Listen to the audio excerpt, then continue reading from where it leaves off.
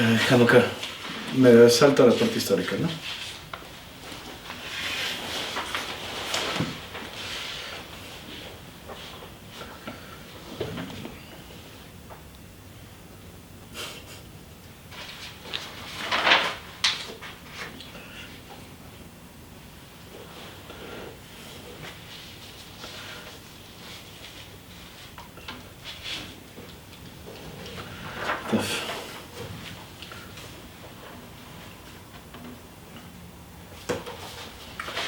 בראשית ברא אלוקים את השמיים ואת הארץ, והארץ הייתה תוהו ובוהו וחושך על פני תהום.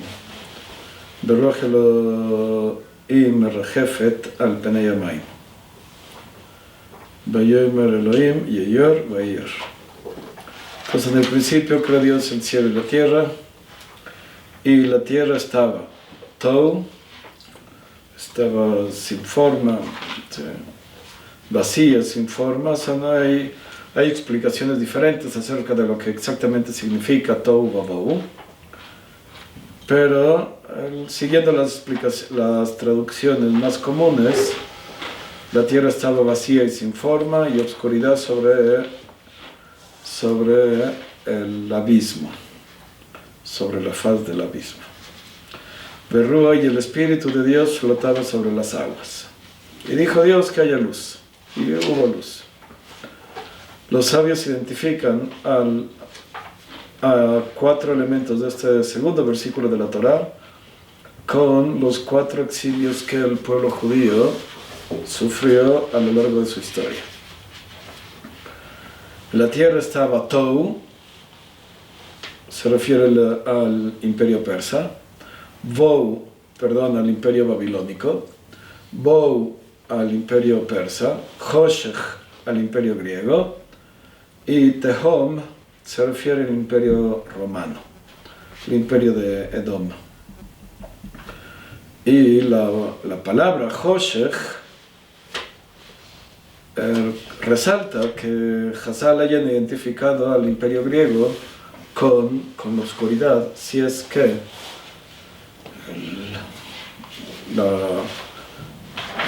el imperio griego, la cultura griega, pues aparentemente iluminaron al mundo. Sí, en unos momentos veremos en qué sentido, pero ellos con su sabiduría pusieron las bases del mundo moderno, del conocimiento, de la ciencia, del mundo moderno y del arte, la cultura, etc. Por el otro lado, sí, aparte de esta primera pregunta de por qué los sabios identifican a Hoshech con Grecia, recordemos 2 aspectos que son característicos de este exilio de Yaván, de Grecia, que son distintos a los otros exilios. En la cultura, durante el imperio griego y durante este exilio griego, ningún judío fue obligado a salir de la tierra de Israel. Si con Babilonia, está claro, hubo un exilio. Es decir, los judíos fueron obligados a salir de Eretz Israel y llevados a la fuerza a otro lugar. Se entiende muy bien, por lo tanto, que hay un exilio babilónico, o inclusive también en cierto sentido menor, pero también en cierto sentido con Parás. Y con Edom, ¿sí? Y con Roma. Los sabios identifican a Galut Edom con Roma. Allí también. ¿Sí? Ismael no se considera, según el Maharal, Ismael, no hay un Galut Ismael. ¿Sí? Y la razón es porque ya estábamos bajo el dominio de alguien cuando Ismael, ¿sí? Nos sacó de la tierra de Israel. Entonces, eso no califica como Galut. Pero con los otros 3 exilios, hubo pues, la pérdida de los judíos de la posibilidad de vivir en Eretz Israel. Con Yaván no. Durante el imperio griego no sucedió así. En ese sentido, ya se alude a que es un diferente tipo de exilio. Recuerden que también existe el concepto de exilio cuando es un exilio mental, o sea, un exilio mental, exilio espiritual, cuando uno no está donde debería, cuando las ideas de uno mismo no son las que uno debería tener. Es decir, cuando uno no está en su tierra conceptual, digámoslo así. Cuando mis ideas son distintas a lo que mi esencia como judío diría, o sea, cuando mis ideas son distintas, entonces se habla de que hay un desfase entre lo que yo soy y la tierra conceptual en la que debería de encontrarme. Debería, al tener una esencia de Yehudí,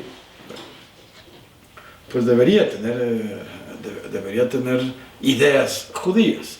Sin embargo, cuando mis ideas no provienen del judaísmo, no provienen de la Torá, sino provienen de otras fuentes de información, pues también uno está alienado, fuera de uno mismo, ¿sí? Exilado de uno mismo.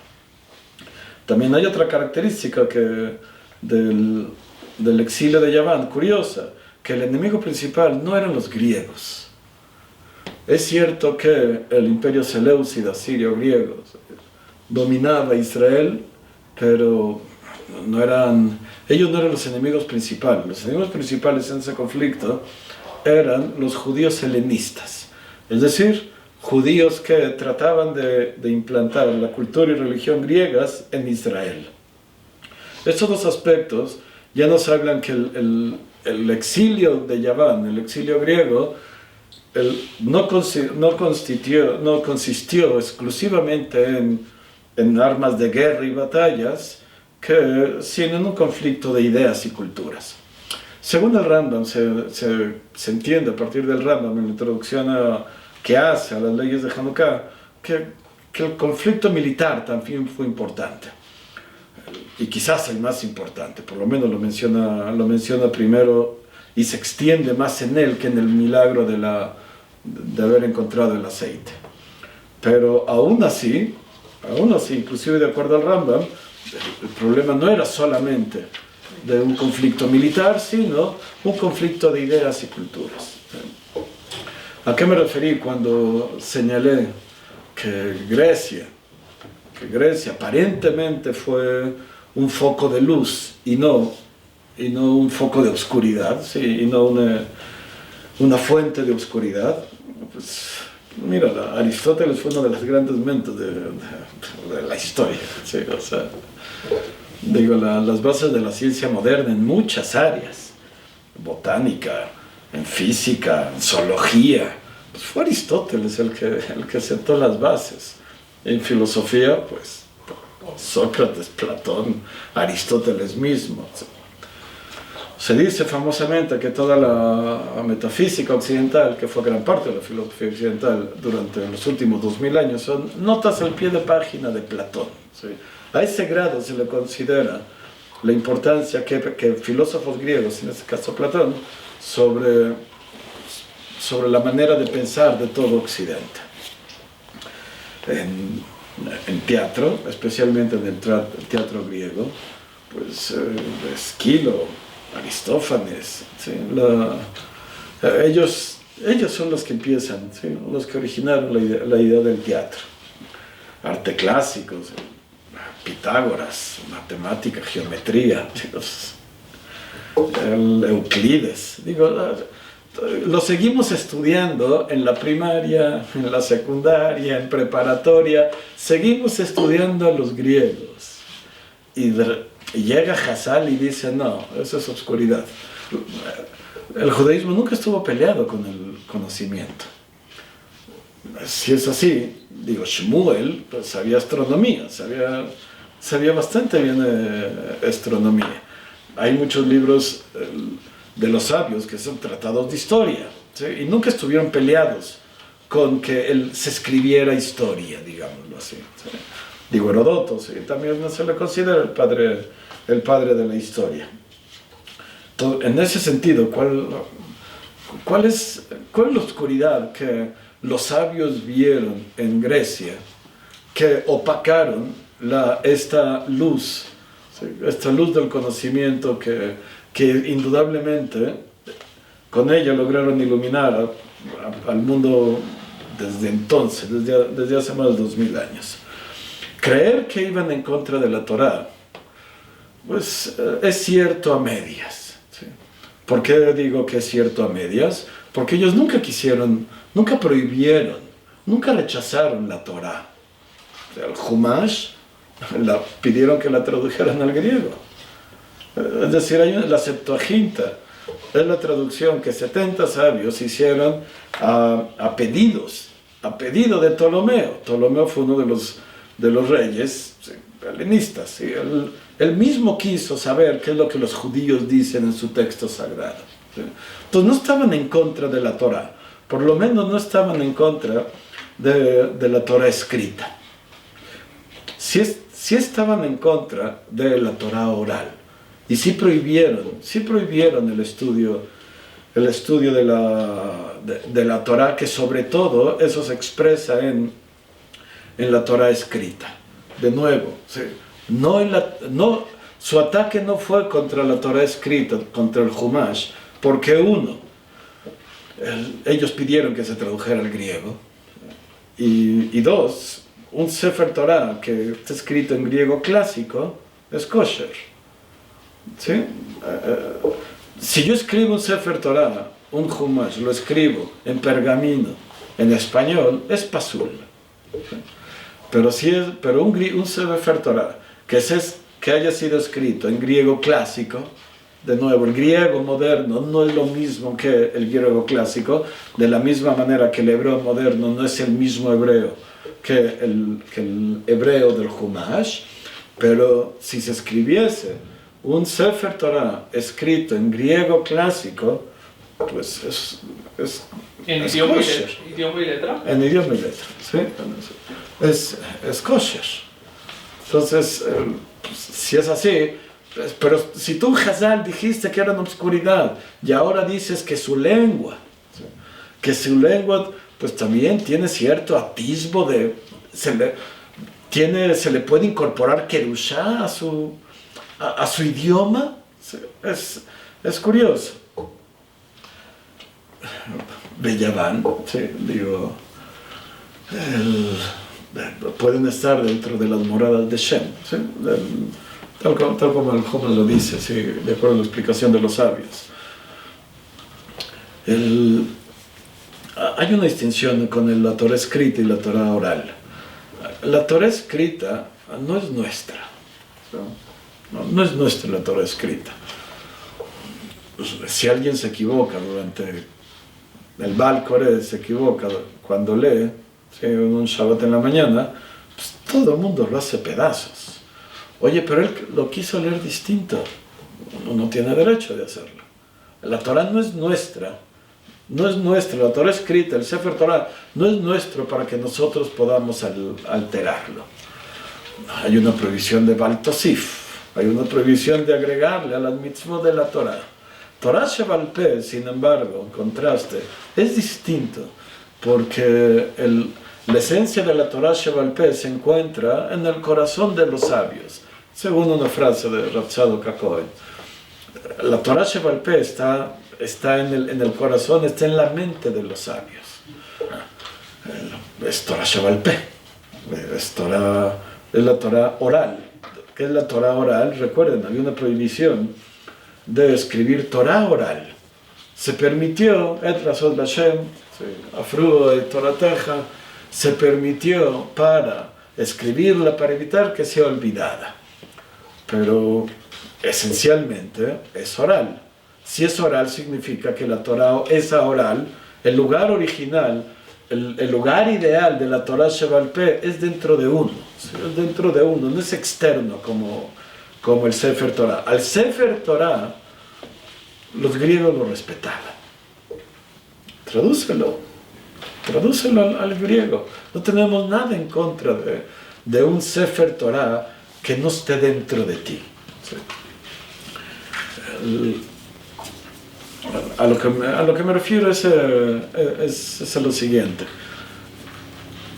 Los griegos fueron los fundadores del conocimiento, pero del conocimiento de la realidad física, Y en eso fueron los mejores descriptores de la realidad, de la naturaleza, y en eso justamente es donde Hazal vieron que radicaba su oscuridad.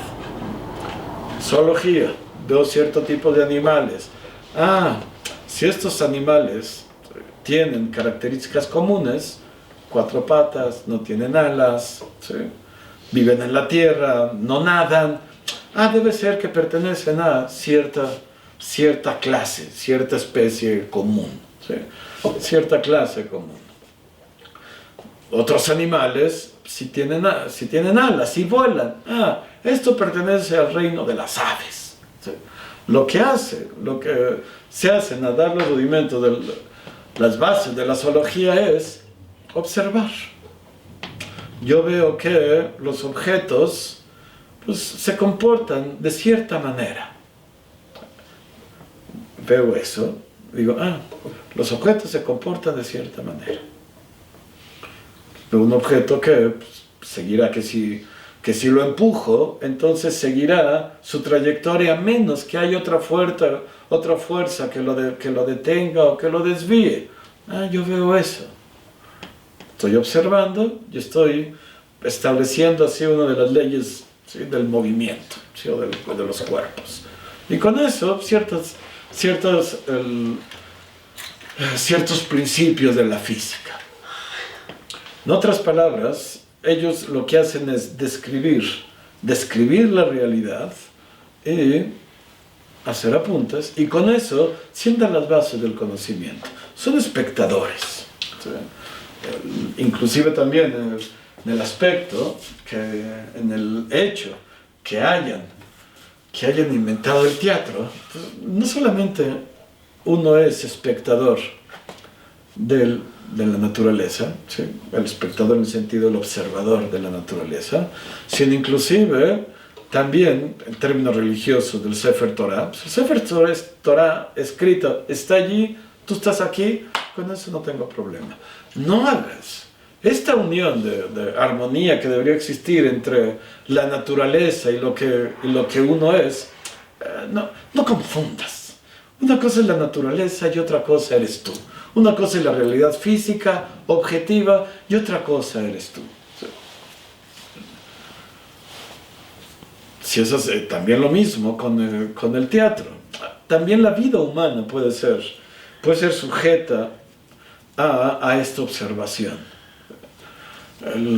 Como lo señalé hace unos momentos, estamos hablando de tragedias. Edipo siempre se casará con su madre. No importa qué hagas. Hay un oráculo de que Edipo rey, ¿sí? Se casará con su madre, aunque lo expulses, eventualmente terminará casándose con su madre. Oye, pero no, Edipo no tiene de otra, no tiene opción, no tiene opción. Uno mismo es el espectador de la vida humana. Lo que quiero decir es lo siguiente. Dios se reveló dos veces. Por supuesto, aparte de los milagros. Pero hubo 2 revelaciones principales de Dios. Una es en el momento de la creación, y otra es en la revelación, ¿sí? En Har Sinai al pueblo de Israel. El contenido de estos dos tipos de revelaciones, de 2 manifestaciones, están contenidos en los Asara Ma'amarot, en 10 frases con las cuales Dios creó el universo.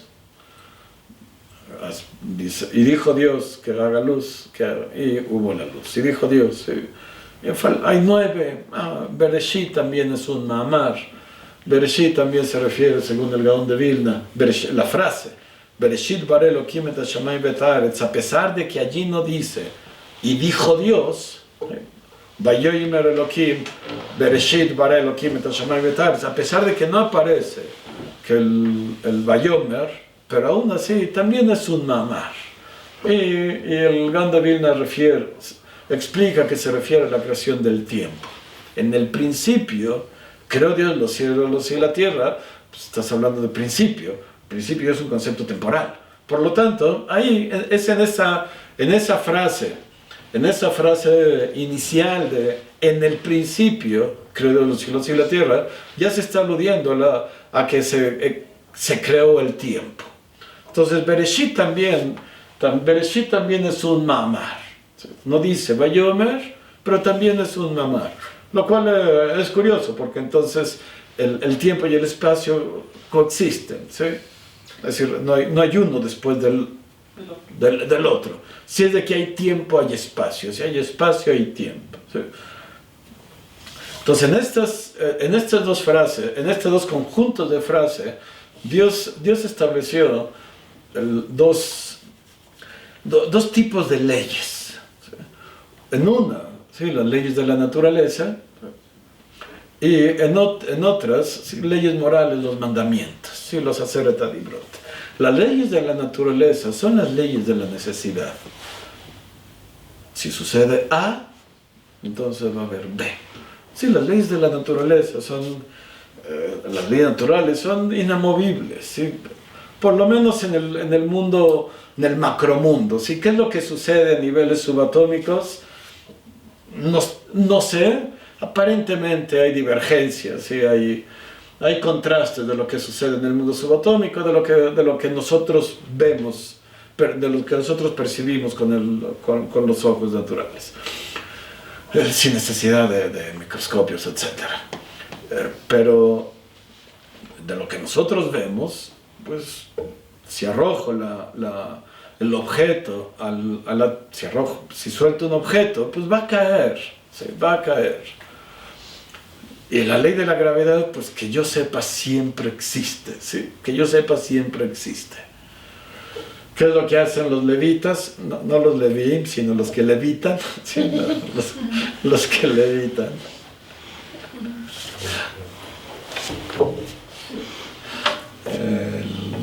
Pues, no sé, pero contradice, no sé si existen tales cosas.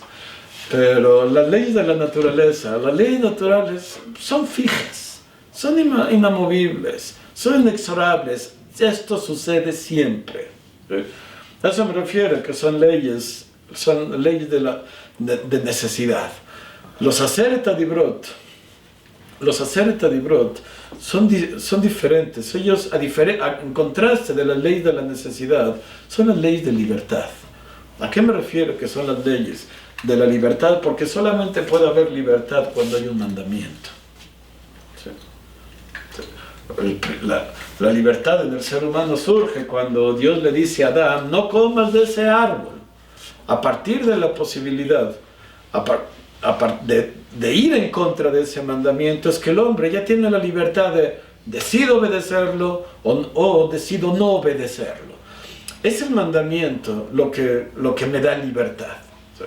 Si todos los actos son básicamente idénticos, ¿sí?, si es de que no hay libertad, no hay posibilidad de ir en contra de un mandamiento o a favor de un mandamiento, si no tenemos la opción de obedecerlo o no obedecerlo, pues, entonces ya también se pierde los beneficios que implican las opciones morales.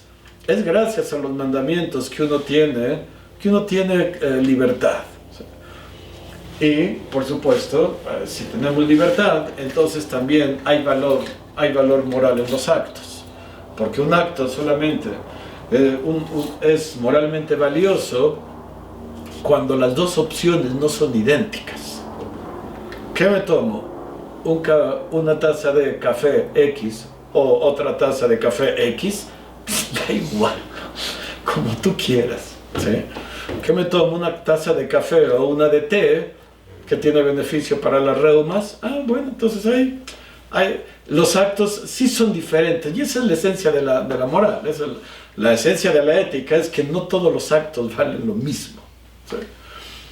Cuando Dios da los mandamientos, lo que está diciendo es: hay opción de no creer en Dios, pero yo te ordeno, y implícitamente te doy libertad de que elijas, porque quiero que tú lo elijas, ¿sí?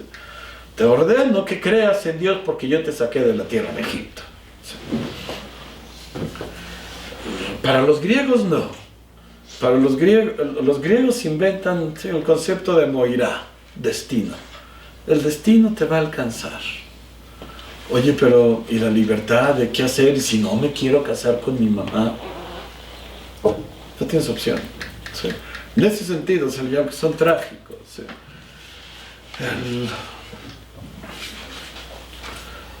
En ese sentido, el conflicto entre lo que representa Israel y lo que representa Grecia es acerca del rol, acerca del qué rol tiene el ser humano.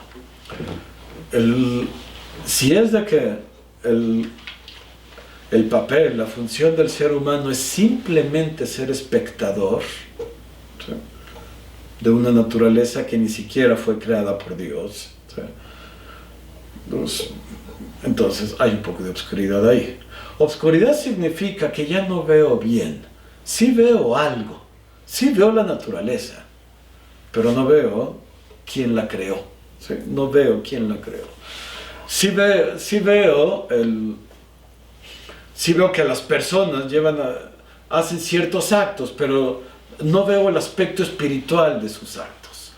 Sí veo que los cuerpos obedecen a ciertas reglas, pero no veo el origen espiritual que posibilitó ese tipo de movimiento o ese tipo de accionar.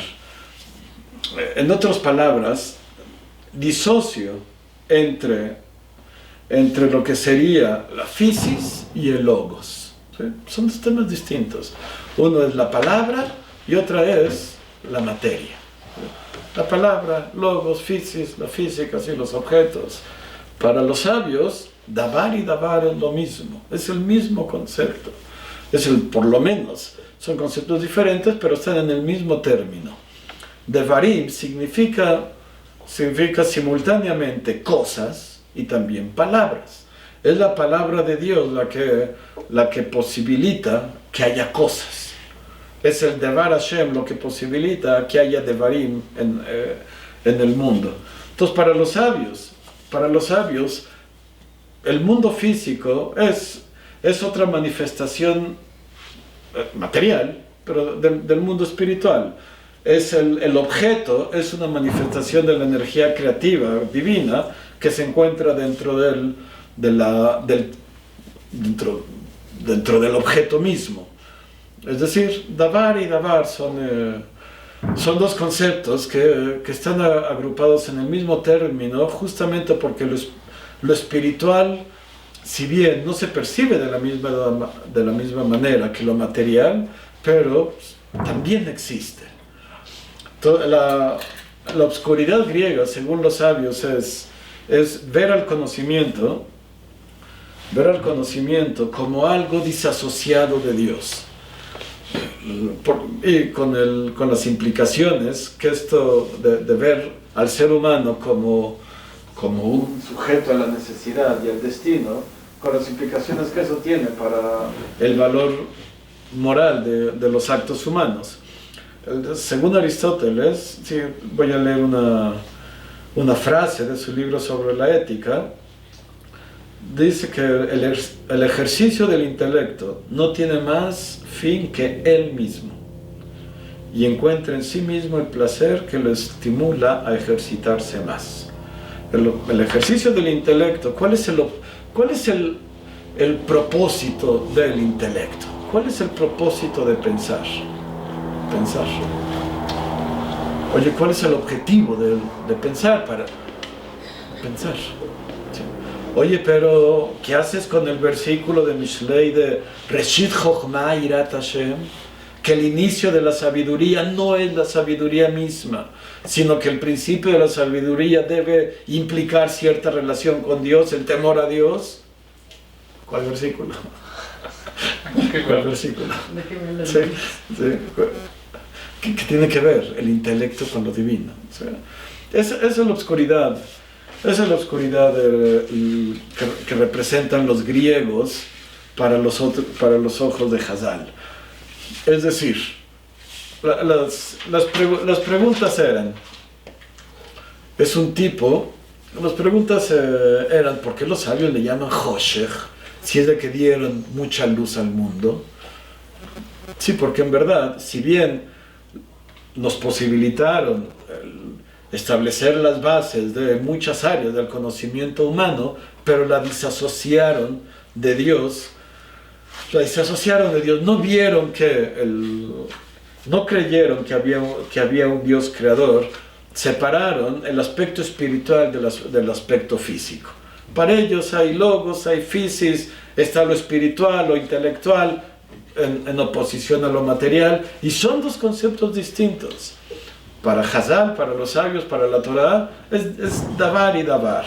Oye, pero de todas maneras, pues, es un exilio, pero si no salieron los judíos. Es un exilio en términos de ideas. Son ideas contrarias a los que el judaísmo establece. Oye, pero si los griegos no eran los enemigos. Sí, el problema no son los griegos, el problema son los judíos helenistas. Es decir, judíos que ahora ya tienen otro tipo de valores e ideas que no son los del judaísmo. Oye, pero ¿por qué dices que criticaban a la Torá? No, la Torá escrita está perfecta, siempre y cuando sea ajena a ti, siempre y cuando uno no participa allí. Pero la Torá oral, esa seguro está prohibidísima, porque la Torá oral, que es donde se hace esta relación, esta fusión entre la Torá escrita y uno mismo, eso sí prohíbe, lo dicen los griegos. Y Brit Milá también. ¿Cómo te atreves a cambiar la naturaleza? Nuestro papel es ser espectador. No tienes derecho a cortar el prepucio, ¿sí? El cuerpo humano está bien así, ¿sí? Y por algo así somos y está bien así. No alteres el cuerpo humano, ¿sí? Por lo tanto, los judíos lo que hacen es intervenir en la naturaleza, ¿sí? Participar en ella, no, eso seguro prohíbelo. Oye, en su calendario son los sabios los que dicen cuándo es Rosh Chodesh y cuándo son las fiestas. No, o sea, ¿qué estás hablando? ¿Por qué? ¿Por qué vamos a ser los seres humanos los que vamos a determinar ciclos astronómicos? No. Eso también, Kiddush HaChodesh, eso también prohíbelo. Shabbat es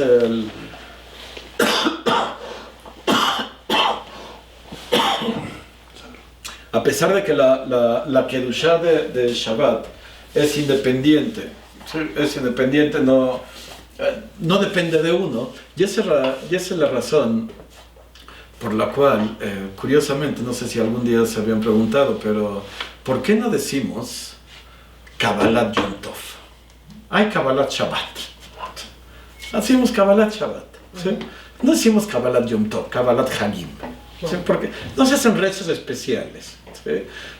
Ya no recuerdo, fue hace muchos años que lo vi, ya no recuerdo quién fue el sabio que hizo la distinción. La diferencia es que el Shabbat es un invitado que llega. Cuando es un invitado que llega, ¿sí? Independiente de ti, entonces, pues ya, bienvenido, qué milagro, qué bueno que viniste, ¿sí? Eso es. Cuando es alguien que tú invitaste, ¿sí? Entonces ya como que es menos, ¿sí?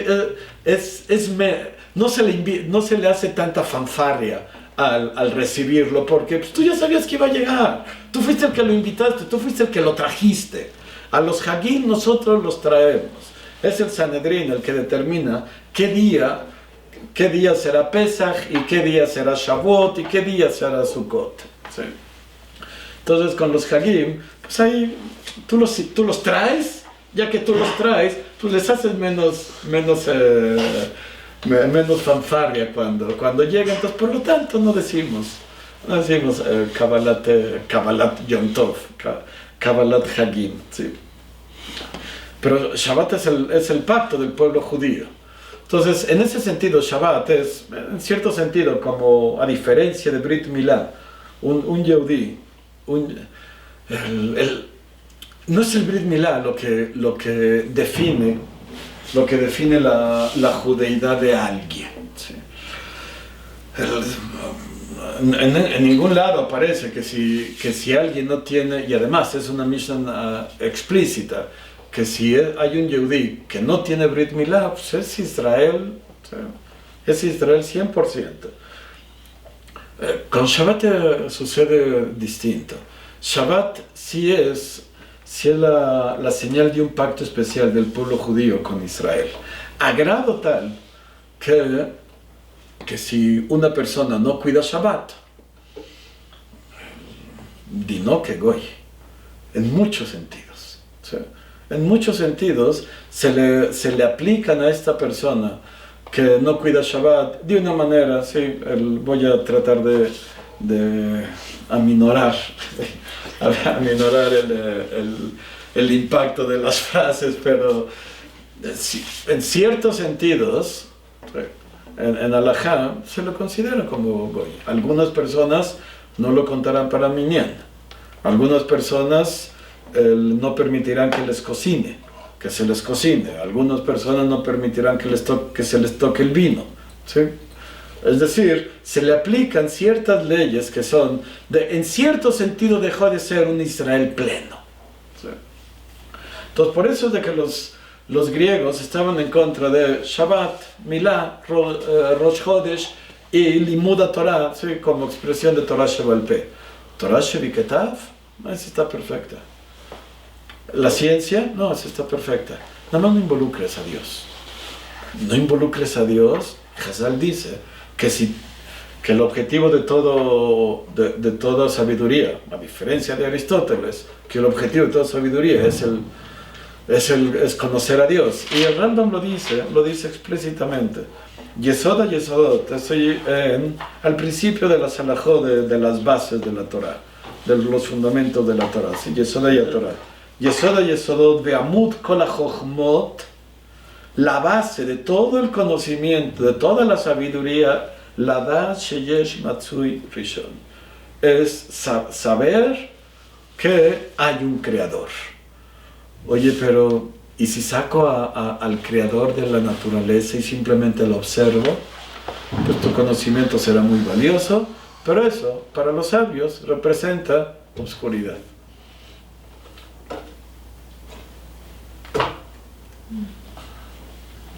Está buenísimo el tema. Está buenísimo el tema. Una pregunta. Según Rambam, Aristóteles sí llegó a conocer... tenía un nivel inferior a los Nevi'im. Por eso, entonces, ¿cómo consideras eso? O sea, sí llegó por medio de su conocimiento a conocer al creador. ¿No? Bueno, no sé, o no sé cómo llamarlo, pero, o sea, pero sí era importante para él, o sea, de alguna forma, ¿no? Que si Aristóteles creía en Dios. No sé si creía en Dios, o sea, seguro no creía en Dios o no en la concepción judía del Dios. Pero, o sea, creía en algo, ¿no? O sea, ¿quién sabe? Creía en una primera causa a forma, impersonal, ¿sí? O sea, impersonal, o sea, no. O sea, algo que es primera causa. Oye, pero estaba platicando con una chica muy inteligente. Y estamos hablando sobre Dios, ¿sí? Y ella me dice, todos platicando sobre distintos argumentos. Entonces está el argumento del diseño, ¿sí? El argumento del diseño dice que, pues, que el universo tiene un diseño, ¿sí? O sea, es decir, que cuando yo veo la complejidad, la enorme complejidad de alguno de las criaturas, de los seres vivos, pues digo, a fuerzas, ¿sí? A fuerzas tuvo que haber tenido un creador inteligente, ¿sí? Y además con cierto propósito, ¿sí? Porque ya los argumentos de que todo está en el universo, todo está diseñado de manera tal, ¿sí? Que no solamente reflejan inteligencia, sino también inteligencia con un propósito. ¿Sí? Entonces, esta chica muy inteligente me dice, primero, si me tratas de convencer de la existencia de Dios con este argumento del diseño, lo único que este argumento me dice es que, uno, hay un creador inteligente, pero no me dice acerca de la revelación, de que el pueblo judío es el pueblo elegido, de Har Sinai, no me dice absolutamente nada de que Dios participa en la historia. Entonces, ese no es el argumento judío de Dios. ¿Sí? Segundo, si me dices que me quieres hacer creer de que debo creer en Dios, en un Dios inteligente por el diseño que veo en los seres vivos, ya entendí por qué los venados de cola blanca tienen la cola blanca, para que los cazadores los puedan matar más fácil. Eres muy inteligente, sí. Pero ya seguimos hablando. Pero los argumentos siempre hay favor y en contra. Por eso es de que la base del judaísmo, de toda especulación filosófica, científica es, primero que nada, que esté fijo que existe Dios. ¿Ya? Ahora sí. ¿Sí? Y ahora sí. Y los argumentos siempre nunca han tenido más fuerza. Quizás, no estoy seguro según de lo que diría el Rambam, sí, quizás no, pero en general, don Isaac Abarbanel, él estuvo durante la expulsión de los judíos de España, 1492, y él decía que los judíos que se quedaron y eventualmente se convirtieron, eran los judíos más cultos. Y los judíos que salieron eran los judíos que tenían emuná peshuta. Muy curioso. ¿Por qué lo dices eso? No, simplemente, o sea, está relatando. Sí, pero no dio ninguna razón porque... digo, le entiendo perfecto. ¿Sí? Le entiendo perfecto. Si es alguien que comenzó a creer en Dios por el argumento del diseño, cuando le haces una refutación al argumento del diseño, pues ya su creencia también se vio debilitada. ¿Sí? Si es de que esta persona cree en Dios porque sus papás le dijeron que cree en Dios y así cree en Dios y normal y simple, ¿sí? Simple no significa pobre, sino sólida, pero yo creo que Dios existe. ¿Por qué? No sé ni me interesa. Dios, ¿sí?